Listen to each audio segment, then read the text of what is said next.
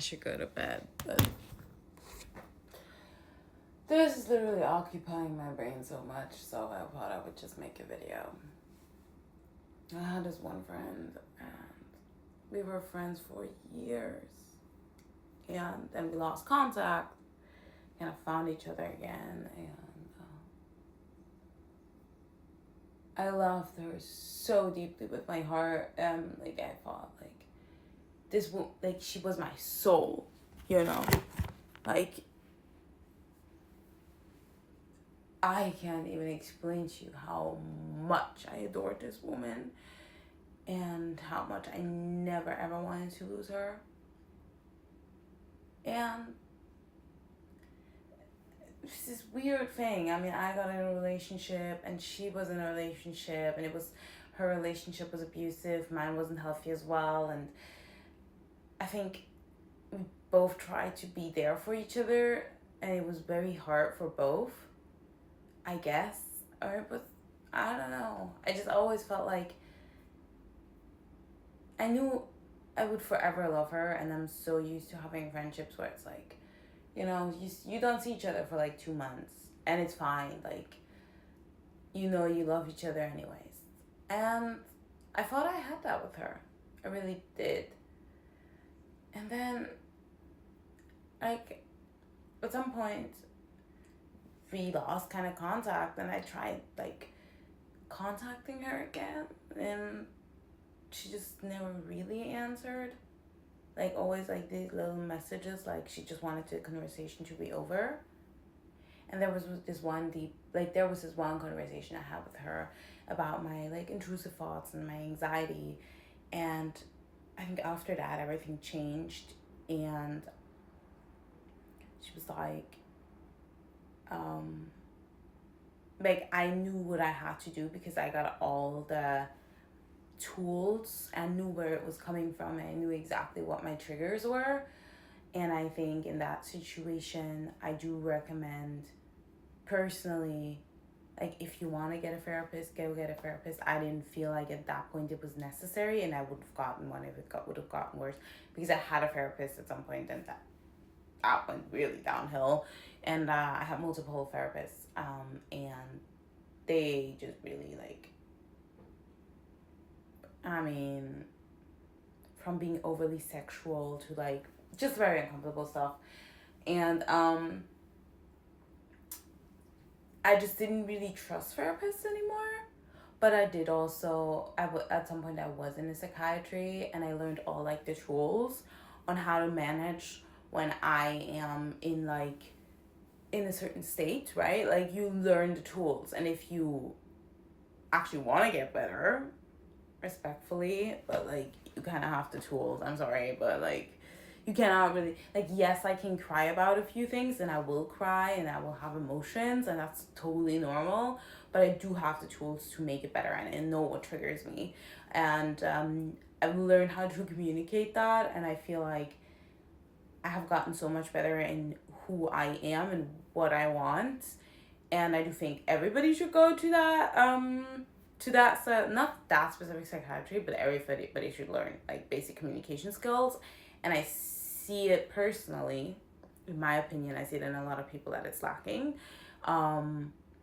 Especially because I went through all the stages. I mean, I did all the work. I never thought I was that mentally ill to begin with. Like, I know friends that are the exact same amount, never went to, like, a psychiatry, and I just went to the psychiatry because I felt like it was needed at this point. Like, I listened to my intuition.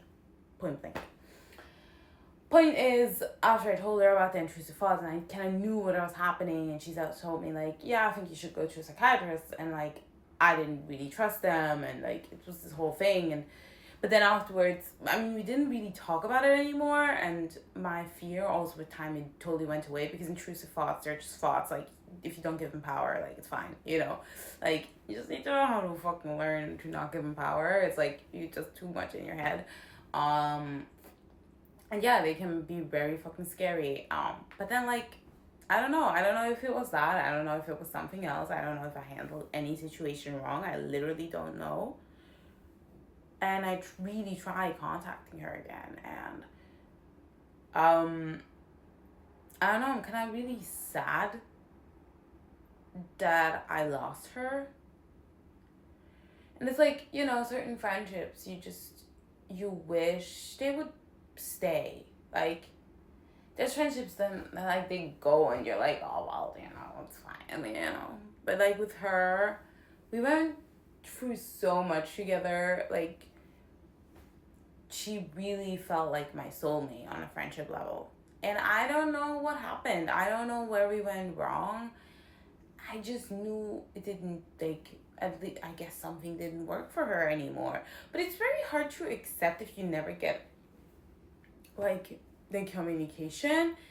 And, like, when I just generally talk to her and I always get rejected in, like, in basic communication, it makes it very hard for me to open up, like, and be like, hey, I am wondering, why did we lose contact? And, like, why exactly did this happen? Because I would like to know just for myself, if I can learn, if I can grow, like, not to be friends with her, but just, like, for me and for the others around me, and for the future. So yeah, I mean, that's definitely something that I think is just very important. Like, take accountability for your actions. If I hurt her, if I did something that triggered her, like, I would like to know, but I also would have to ask. It's kind of on me to take that step. But I do feel very discouraged by just beginning that, like, when you write somebody, hey, and they take so long to answer, that, I mean, usually that's fine with, like, totally, like, other friends, I don't give a shit, like, that's totally fine. I don't take it personal. I don't take it personal with family. I don't take it personal, like, but with some person that was kind of your soulmate, and then, or felt like your soulmate, your best friend for years, suddenly blocked off, and then you write hi, but kind of, maybe it would be nice to get some sort of response a little faster, so you at least keep the pace.